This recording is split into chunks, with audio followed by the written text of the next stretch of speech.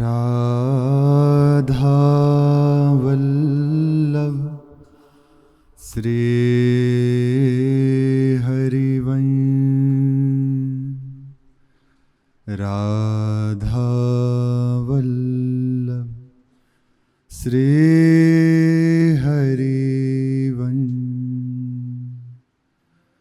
सत्प्रेम सिंधु मकरंद रसोगधारा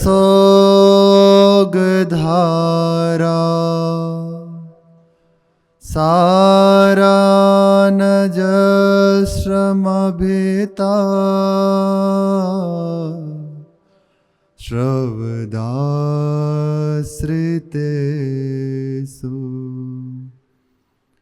श्री राधिके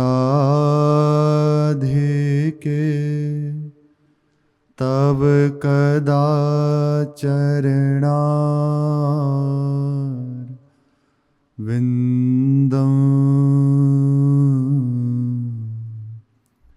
गोविंद जीवन धनम शिरसा वहामि।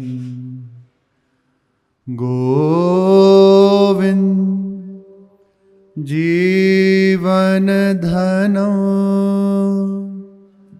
शिरसा वहामि। राधा राधा राधा राधा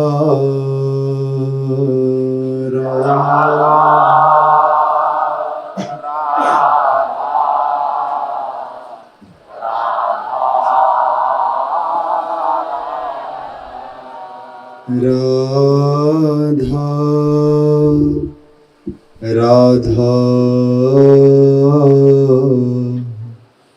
राधा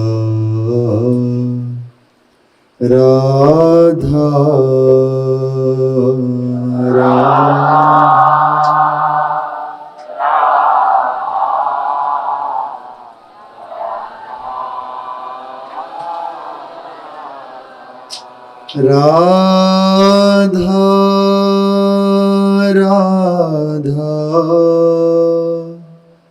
राधा राधा राधा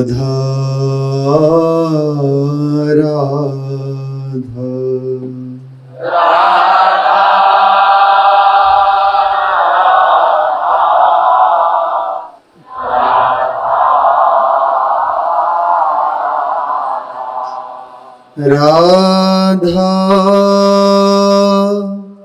राधा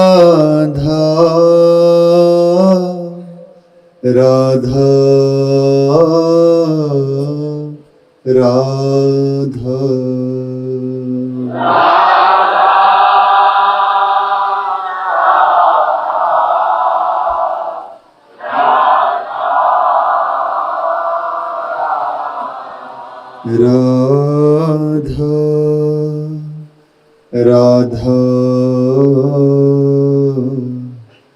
राधा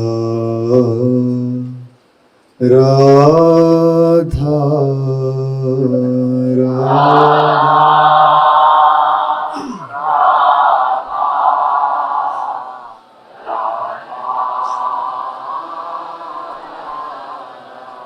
श्री राधा वल्लभ लाल की जय। सदा यह श्री वृंदावन कुमुदवंध्यो प्रणयिता दधानः श्री राधा गुणगरिम गीतम वितनुते सखी संगे रंगे ब्रज विपिन कुंजे विहरते सखी भावे नायम सहित हरिवंशो विजयते साहित हरिवंशो विजयते। श्री महाप्रभु हरिवंश चंद्र जी महाराज की जय। 84 कोस ब्रजमंडल धाम की जय। श्री व्यास मिश्र जी, श्री तारा रानी जी और समस्त परिकर आनंद में कीर्तन करते हुए, प्रभु की लीला स्थलियों का दर्शन करते हुए, उसमें भ्रमण करते हुए, महिमा को गाते हुए और उनका अनुभव करते हुए ब्रजमंडल में यहाँ लाभ उठा रहे हैं, दुर्लभ लाभ। आप यमुनावती गांव में पहुंचे। यहाँ यमुना जी ने गोपी वेश धारण करके रास में प्रवेश किया था। श्री जी ने उन्हें यमुनावती नाम कहकर पुकारा। इसी से भी इस गांव का नाम यमुनाम तो कहा जाता है। और सारस्वत कल्प में श्री यमुना जी की 3 धाराएं, स्वर्णरेखा, कालिंदी और श्री यमुना जी यहाँ प्रवाहित होती थी। आज भी यहाँ जब खनन कार्य आदि होता है तो यमुना जी की रेणुका पाई जाती है, जिससे ये अनुमान होता है कि किसी समय यहाँ यमुना जी प्रवाहित होती थी। और विशेष ये तो है ही, 2 महापुरुषों की प्राकट्य स्थली भी है ये, श्री कुंभन दास जी और श्री चतुर्भुज दास जी महाराज। श्री कुंभन दास जी का प्रसंग आपने सुन चुके हैं। इन्हीं के पुत्र हुए श्री चतुर्भुज दास जी महाराज। ये भगवान के विशाल नामक सखा के अवतार थे। श्री कुंभन दास जी के हृदय में बड़ी तीव्रता रहती है, सत्संग की बड़ी प्यास रहती है कि दिन रात मुझे सत्संग मिले। इसी से उनका हृदय बड़ा बेचैन रहता, हर समय ये मांग बनी रहती। नित्य श्रीनाथ जी संग खेलते हैं, पर देखो सत्संग की महिमा प्रभु से भी बढ़ के। हर समय हृदय में एक अभाव बना रहता कि सत्संग मिले। प्रभु ने बहुत कृपा करी है, अब इतनी करुणा और कर दें कि रात दिन सत्संग मिले। निरावरण प्रभु इनके साथ खेलते, दर्शन देते, इनके संग वार्तालाप करते, लेकिन हृदय में ये रेखा खींची हुई थी कि अभी मुझे जो चाहिए वो नहीं मिल रहा। एक दिन श्री कुंभनदास जी अपने खेत पर थे और उदास बैठे थे, तो श्रीनाथ जी वहां प्रकट हो गए। पूछा, कुंभनदास जी आप उदास क्यों हो? कहा बात है? नित्य मैं आपके पास आता हूं, आपके संग खेलता हूं, आपसे वार्तालाप करता हूं, फिर भी आप उदास हो। ऐसी क्या बात है? क्या कारण है आपकी उदासी का?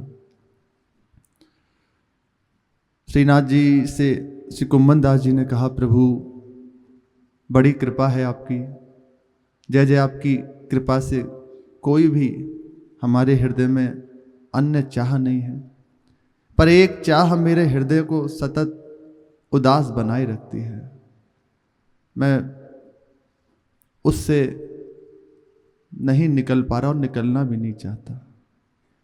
प्रभु ने पूछा, ऐसी क्या बात है, ऐसा क्या अभाव है? बोले और कोई अभाव नहीं है, बस मेरा हृदय इतना ही चाहता है कि निरंतर आपकी कथा वार्ता, आपका सत्संग रात दिन मैं श्रवण करूं, उसमें अपने चित्त को लगाए रखूं, सत्संग के आनंद में डूबा रहूं। है विशेष बात है। प्रभु से भी बढ़ के प्रभु की चर्चा में। गोपीजन जब प्रभु लीला में यहाँ से जाते हैं और समस्त गोपीजन परस्पर बैठे हुए प्रभु की चर्चा करती हैं, वार्ता करती हैं, तो भाव है, एक सखी कहती है कि वो इतने निष्ठुर हैं, छोड़कर चले गए, कोई उनकी चर्चा नहीं करेंगे, बात नहीं करेंगे। हे सखी, हमें अब काली वस्तु से कोई मतलब ही नहीं रहा। काली वस्तु देखकर हमारे हृदय में जलन होती है, हम देखना ही नहीं चाहते हैं।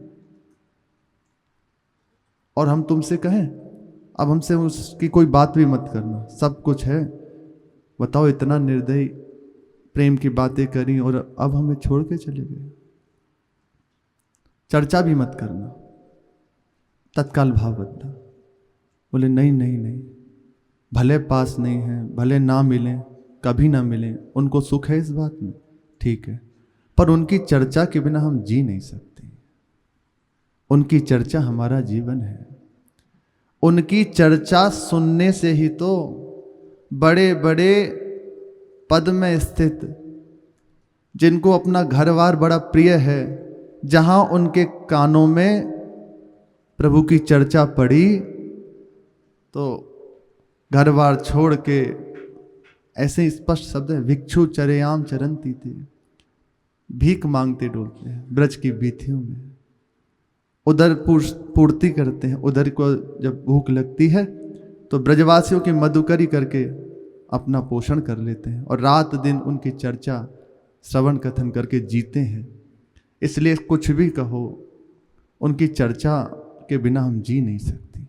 तब कथामृतम तप्त जीवनम, उनकी कथा हमारा जीवन है, हमारे जलते हुए हृदय को शांत करने की औषधि है उनकी चर्चा। इसलिए उनकी चर्चा को मत छोड़ो। भगवान शिव किस बात की कमी है? अरे बोध प्रदान करने वाले हैं, साक्षात बोध स्वरूप हैं, पर निरंतर प्रभु की चर्चा करते रहते हैं।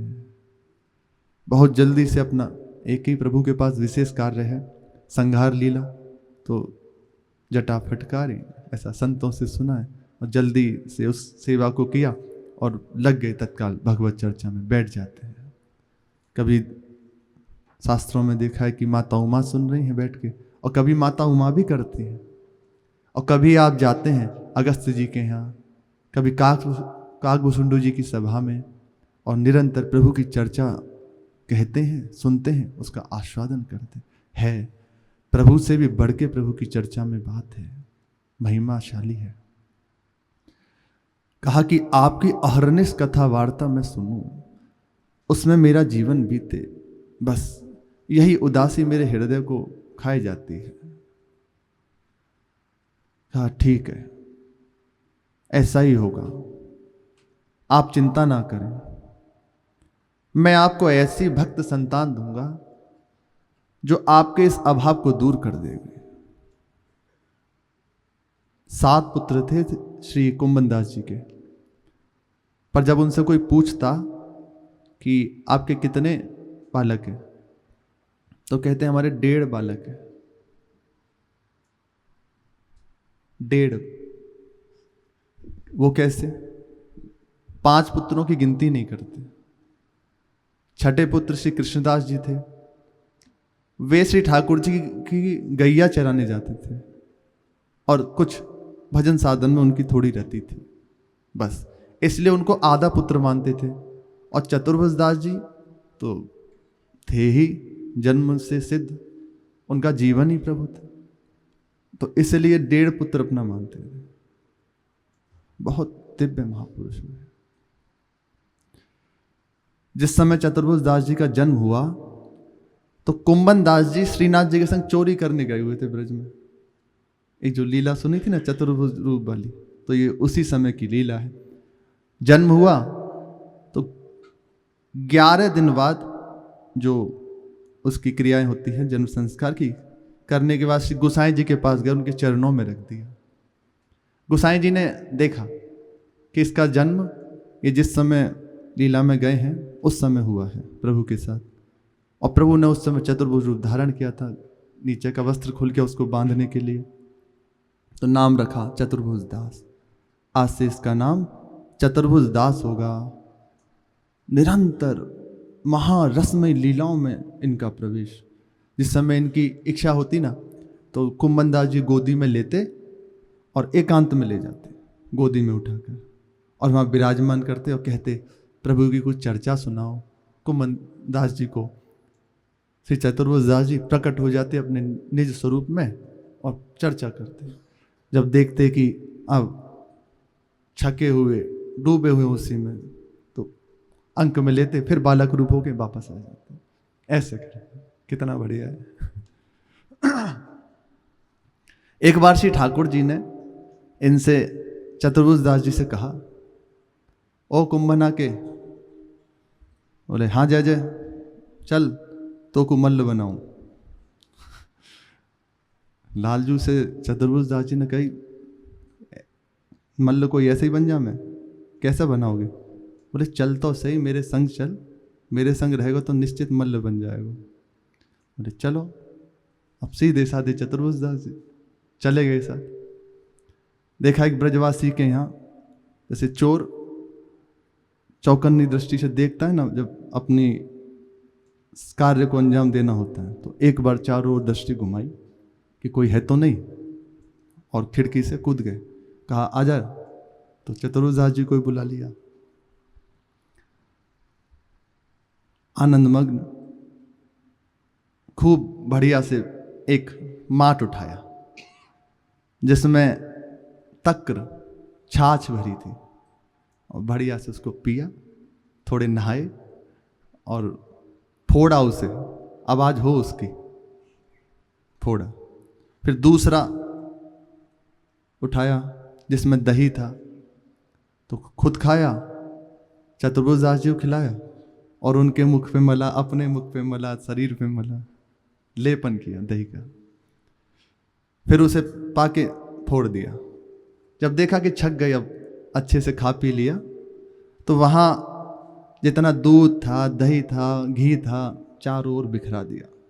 और घुंघरू बंधे हुए छोटे छोटे चरण छप छप छप छप उसमें नाच रहे, खेल रहे। अब ये खट पट की आवाज ब्रजवासी ने सुनी, उसी में खेल रहे वे। तो दरवाजे पे वो जैसे ही खोलने की आवाज सुनी, लालजू तो एकदम कूदे और भागे। बोले चल चतुर्भुज दास, जय जय। तो वो इतना कह ही पाए थे, ब्रजवासी ने पकड़ लिया उन्हें और बढ़िया से चतुर्भुज दास जी को पिटाई, खूब अच्छे से पीटा। अब जब पिट गए, वापस आए, तो झुंझला के ठाकुर जी से बोले, वाह, स्वयं तो भागी आए और मुझे पिटवा दिया। बोले मल्ल कैसे बनेगा? ऐसे ही तो बनेगा। बिना पिटे मल्ल बन जाएगा क्या? कैसे हो, पहलवानी कैसे हो गए? बोले हाँ ऐसे ही हो गए। बहुत प्रभु बहुत लीला विहार है, और प्रभु के सखा वैसे बहुत आनंद। एक बार की बात है, श्री ठाकुर जी और उनके प्रिय सखा यमुना जी के किनारे से बेहरण कर रहे थे। बेहरण करते करते सखा के मन में आई कि लाला तू थक गया होएगो, हर समय जे मोर पकार धारण, बंसी धारण। एक काम कर, तू जे आज हमें पहराए दे, आज तू हम बन जा, हम तू बन जा रहे। उन्होंने कहा ऐसे कैसे? बोले तू सारे अपने ये श्रृंगार उतार और मोह धारण कर, और जो मैं धारण किया हूँ वो तू धारण कर ले। बोले ऐसे ना है, जब कुछ संभालना आसानी बात ना है, बहुत कठिन है। बोले तू हमें ऐसे वैसे समझे क्या? तू ही ये समझे कि हम ही जाए धारण किए भैया? लालजू ने कही कि देख, तू मेरी बात समझ, जे हल्के में मत ले। सखा सखा है। बोले तू जितनी कह रहे उतना सुन। ये देखो प्रेम की अद्भुत स्थिति, किस अनंत को सर्वतंत्र स्वतंत्र प्रभु को अधीन कर दिया, जैसे चाहते हैं वैसे नाच रहे प्रभु। ये है प्रेम की वार्ता, इसी जगह जाना है।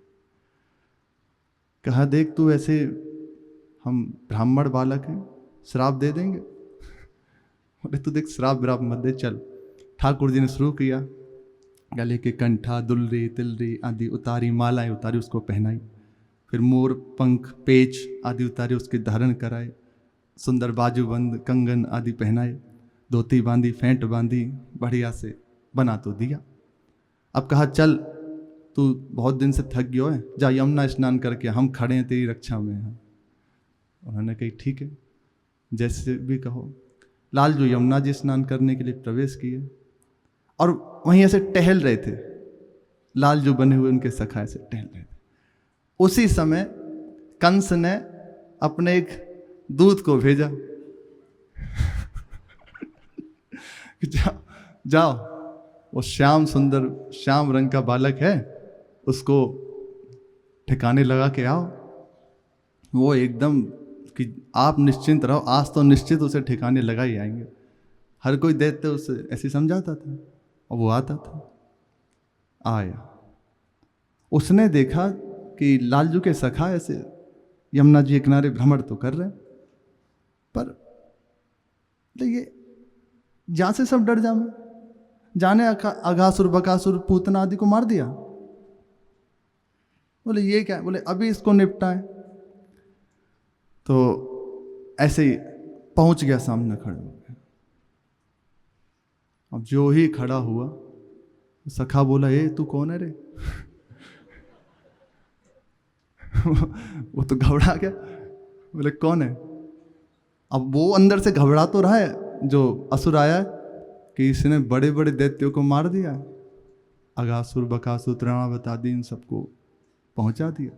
वो भी अंदर से एक बार में भयभीत है, पर विचार कर रहा है कि अब लीला कौन सी कर रहा है।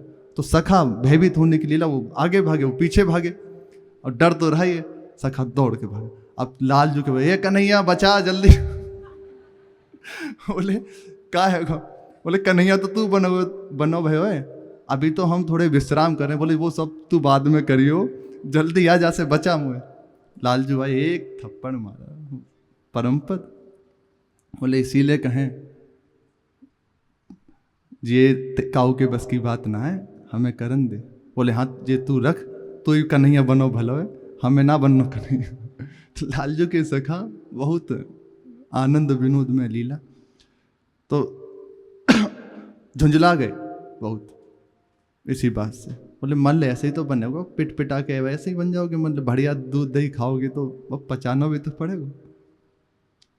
श्री चतुर्भुज दास जी यमुनामते गांव से गिरिराज जी श्रीनाथ जी की पद सेवा आदि करने के लिए आते थे। कभी कभी उन्हें गोकुल श्री नवनीत प्रिया ठाकुर के पास जाना पड़ता, कभी कभी, पर इतना भी श्रीनाथ जी का उन्हें विरह सहन नहीं होता। वही है, कोई और थोड़ी है, श्रीनाथ जी ही हैं। पर गोवर्धन गिरी रूप पे बलि जाए चतुर्भुज दास, इस रूप में आसक्ति हो गई है, इसमें है। अब हमारा चित्त यहीं अटक गया, तो वो भी अतः उन्हें सहन नहीं होता, विरह से हृदय भावित हो जाता उनका। श्री कुंभन दास जी महाराज आंतरिक लीला में मग्न थे। एक बार रात्रि का समय था, तो प्रिया प्रीतम की रसमय लीला का स्मरण कर रहे थे। चतुर्भुज दास जी समीप ही थे, तो देखा कि ये कहाँ है, विचार किया कि ये अभी इस समय कहाँ है, देखते हैं। तो एक पद की पंक्ति गाई प्रथम, वे देखो बरत झरोखनी दीपक हरि पौड़े ऊंची चित्र सारी। इस पद का आशय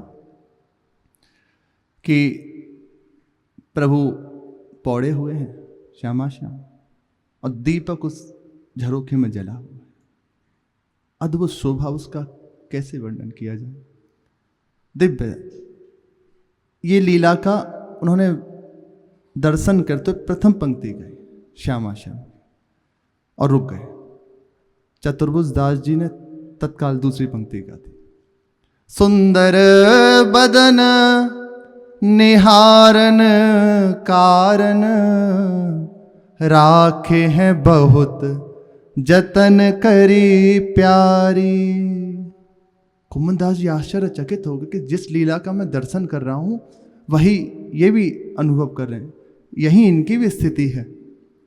सुंदर श्री लालजू को निहार रहे हैं, ऐसा नील कलेवर, और लालजू महाराज श्री प्रियाजू को निहारे, इसलिए उस दीपक को हटाया नहीं है परस्पर। यद्यपि उनके श्रीअंगों की आभा है ही, पर जहाँ जो भाव दिया जा रहा है उस चित्र सारी में जो दीपक है, तो परस्पर उसकी प्रकाश में एक दूसरे को देख रहे हैं। ये देखा, बस रोक दिया, अब आगे मत गाओ, और आंतरिक उसके अनुभव में लग गए। श्री गुसाई विठल नाथ जी अपने निज पार्षदों के साथ एक बार ब्रज से बाहर कहीं जा रहे थे। उन्होंने विचार किया कि चतुर्भुज दास जी को भी ले चलते हैं साथ, तो आज्ञा कर दी, चलो। ये बड़ी वो है महिमा युक्त बात, गुरुजनों के मुख से जो निकल जाए उसमें प्रश्न नहीं होता। कल जैसे श्री रसिक बिहारी जी का प्रसंग था, रसिक देव जी का, कहीं भी इतना देखो प्रतिकूल, अब उसको कहीं जा परीक्षा ली गई, एक बार भी अपनी कहीं सफाई नहीं दी कि मैं ऐसा नहीं हूं या मैंने ऐसा नहीं किया, कहीं नहीं दी। इससे दो संकेत मिलते हैं। उपासक को ये बात हृदय में बिठा लेनी चाहिए, बहुत अच्छी बात है कि यदि आप गुरुदेव की आज्ञा में लगे हुए हो, कैसी भी परिस्थिति आपको दी जाए वो उठाने के लिए ही होगी, प्रभु के द्वारा है, आप घबराओ मत। हाँ, आपकी तरफ से चूक नहीं होनी चाहिए। गुरुजी ने आज्ञा दी, उसमें लगे हुए हैं, अब जो भी आ रहे हैं तो बिल्कुल आपको कहने की आवश्यकता नहीं। ऐसा मैं आपका हूं, आप चाहे जैसे चलाओ, आपका जीवन है, मेरा कुछ नहीं। तो निश्चित वे तो जान ही रहे हैं, वे यही तो चाहते हैं, यही तो वो देखना चाहते हैं कि ये है कहाँ स्थित। दूसरी बात, वो कसौटी कस के दिखाना चाहते हैं, देखो हमारा आश्रित, हमारा भक्त किस ऊंचाई पर होता है, कोई प्रश्न नहीं, कोई शिकायत नहीं, कोई मांग नहीं। एक बार भी नहीं कहा कि गुरुदेव मैंने कोई ऐसी गलती नहीं की, जाओ निकल जाओ आश्रम से, निकल गए। यमुना जी का घाट छोड़ दो, छोड़ दिया। मथुरा जी छोड़ दो, छोड़ दिया। ये है, कहीं बात नहीं, ना उन्होंने पूछा ना उन्होंने बताया। आप सब जानते हो, इसमें आपको क्या बताना कि हमारे गुरु भाई हैं, वे तो अब आपसे कह दिया, आपने हमसे नहीं पूछा। कम से कम होता है ये प्रश्न अंदर कि महाराज जी तो सब जानते हैं, फिर भी ऐसा नहीं। आप ये बात जान रहे हो ना कि महाराज जी सब जानते हैं, तो फिर परेशान क्यों हो रहे हैं? अब वो कर रहे हैं तो महामंगल में है, तो देखो मंगल स्वरूप। इसे कहा जाए सत्ता जिसे कहते हैं, जहां से सब है, वे विकल हो गए। श्यामा श्याम ने कह दिया कि जाओ, हम वार्ता नहीं करेंगे, हम प्रसाद नहीं पाएंगे। विकल हो गए श्री नरहरि देव जी महाराज, तत्काल बुला के हृदय से लगाया। ये है अपनी जगह, आप जहां दे हुए तो घबराने की आवश्यकता नहीं। मेरे गुरुदेव ने जो दिया वे इनकी लीला है, चाहे जो करें, पर मेरा जीवन आप है, आपके मुख से जो निकल गया बस। तो ऐसे जन को कुछ दुर्लभ नहीं रहता। अपनी कहीं कोई बात नहीं, जब तक अपनी बात है तब तक परेशानी है। सत्संग की कृपा से, महापुरुषों की कृपा से ये अपनी जो है ना बात, पेच, ये हट जाए। आप जैसे चाहो, जैसे आपको सुख मिले तो हो जाएगी बात। आज्ञा दे दी कि ब्रज से बाहर चलो, पर बोले नहीं कोई बात, जी जैसी आज्ञा चल दिए। अभी थोड़े ही दूर पहुंच पाए थे, हृदय भारी विरह वेदना से युक्त हो गया। अब वह विरह वेदना वाणी के रूप से प्रकट होने लगी, कंठ के द्वारा। उन्हीं के द्वारा ये बहुत प्रचलित और बहुत अद्भुत गीत गाया हुआ है। ब्रजराज लड़े ते लाडिले,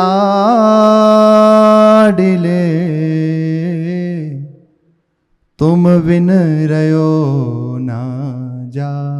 विठल नाथ जी गोसाई के संग जी के साथ जा रहे हैं, तो जब लगा कि कितना समय हो गया, दर्शन नहीं हुआ, मानो प्राण छूट जाएंगे, और विरह वेदना से युक्त हुए इसको गा रहे हैं। गोसाई जी श्रवण कर रहे हैं। बंक चित मुस्काए के सुंदर वदन दिखाए, लोचन तल पे मीन जो पल छेन कलप बिहार, दृष्टि परे जा दिवस ते,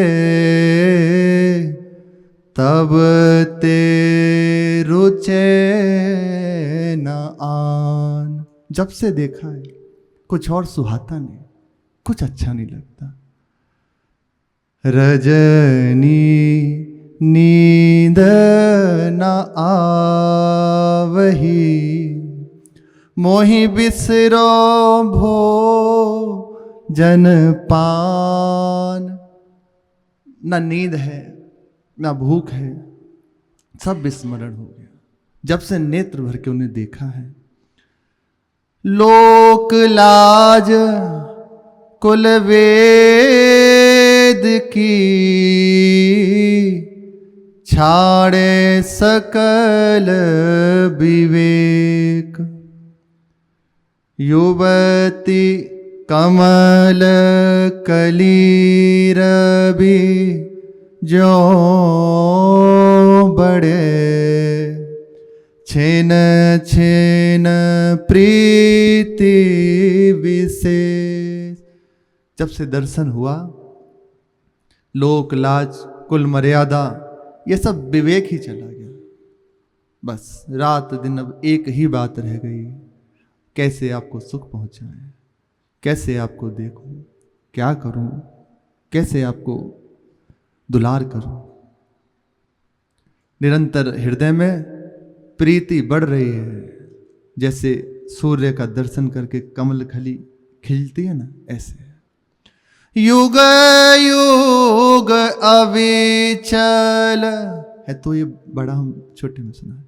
युग युग अविचल राखिए, यह सुख सैल निवास। श्री गोवर्धन धर रूप पे, बलि जाय चतुर भुजदार। गोवर्धन वासी सांवरे, तुम बिन रयो न जाय। ब्रजराज लड़े ते लाडले, तुम बिन रयो ना जाए। युग युग बार बार निरंतर सदैव जो कहो, यहीं आप रखो, अपने समीप रखो। इसी श्री गिरिराज जी के समीप हम आपके इस चतुर्भुज रूप, चतुर्भुज दास जी कह रहे हैं कि गोवर्धन धर रूप श्रीनाथ जी के सुंदर स्वरूप पर बलिहारी जा रहे हैं। श्रीनाथ जी ने तत्काल प्रकट होकर दर्शन दिया, विकल होकर जहां गायन किया और कहा, 1 वर्ष तक जो इस पद का नित्य गायन करेगा उसे निसंदेह मेरा दर्शन प्राप्त हो जाए। प्रभु विकल हो गए, जब देखा कि वे विकलता से युक्त हैं तो प्रभु के हृदय में चैन नहीं मिला, वो विकल होकर प्रकट हो गए। गोसाई जी ने कहा कि आप यहीं रहो, अब मत जाओ। इस पद का जो 1 वर्ष तक नित्य गायन करेगा उसे निसंदेह प्रभु का दर्शन हो जाएगा। अपने यहाँ एक संत हैं, उनका पूरा परिवार ही विरक्त हो गया है। उन्होंने बताया कि जिस समय ये पढ़ा उन्होंने कि 1 वर्ष तक इसका गायन करो तो प्रभु का दर्शन हो जाता है, तो प्रारंभ किया। जिस दिन उनका 1 वर्ष पूर्ण होना था, उसी दिन श्री महाराज जी का परिक्रमा करते हुए उन्हें दर्शन हुआ, और तब से श्री महाराज जी के चरणों के आश्रित हैं और बैरागी भाव से यहाँ रह रहे हैं। तो प्रभु से बढ़ के प्रभु के जन हैं, कोई भेद थोड़ी है। ये कह रहे थे अपना अनुभव कि हमने इसका गायन किया महिमा पढ़ के, और जिस दिन हमारा 1 वर्ष पूर्ण हुआ उसी दिन श्री महाराज जी का दर्शन हुआ। परिक्रमा करते हुए आ रहे थे साष्टांग, तब से आज तक निभा रहे। यहां से आप भ्रमण करते हुए माधुरी कुंड पहुंचे। यहां प्रिया प्रीतम की मान लीला, श्री लाडली जो की मान लीला हुई, और फिर उसके बाद विलास लीला हुई। यहाँ एक माधुरी नाम की गोपी थी, उन्होंने बहुत सुंदर बाग बगीचे लगाए, मालती का वन तैयार किया प्रिया प्रीतम के लिए, और यहाँ उनकी लीलाओं का गायन श्रवण करती अपना समय व्यतीत करती थी। एक बार श्री लाडली जो बहुत विकल हो गए, इन्होंने मनाया श्री जी को, पर सहज में मान छूटा नहीं, मान भरी दृष्टि से लालजू की ओर देख रही, और बार बार अनुनय विनय माधुरी सखी ने प्रार्थना करी कि आप मान त्याग दीजिए। उनकी प्रार्थना से मान का त्याग करके फिर लालजू के संग अंतरिंग लीलाओं का, इसी कारण इसको माधुरी कुंड नाम से जाना जाता है। यहां से बढ़कर आप गणेसरा, खेचरी, राल आदि पहुंचे। ऐसे भ्रमण करते, कीर्तन का करते हुए ब्रज का भ्रमण करें। बहुत विशाल प्रश्न है, एक एक ब्रज की यदि महिमा का वर्णन करें, एक एक गांव की अनेकों लीलाएं हैं। राल में क्या हुआ, खेचरी नाम कैसे पड़ा, पूतना, खा शब्द का अर्थ होता है आकाश, जो आकाश में विचरण करे, खेचरी, डाकिनी, शाकिनी आदि ये देवी जी की उसमें आता है। तो पूतना नाम की राक्षसी इसी गांव में रहती थी, इसीलिए इसका नाम खेचरी पड़ा। पर उसका सौभाग्य भगवान ने उसको परम पद दिया। अहो वक्यम स्तन काल कूटम जिघांस्या पायदप्य साधन लेवे गतिम धात्री तिताम चतोन्य कम्बा दयालु शरणम ब्रजा। महामहिमा से यशोदा जी की गति प्रदान करी, तो ये उसका गांव है। यहाँ से आप राल पधारे, ऐसे ब्रज का भ्रमण करते, अपने भी जितना जितना श्री जी कराएंगे संग संग चल रहे हैं, मानसिक लाभ तो मिल ही रहा है। शेष चर्चा श्री राधा वल्लभ लाल की।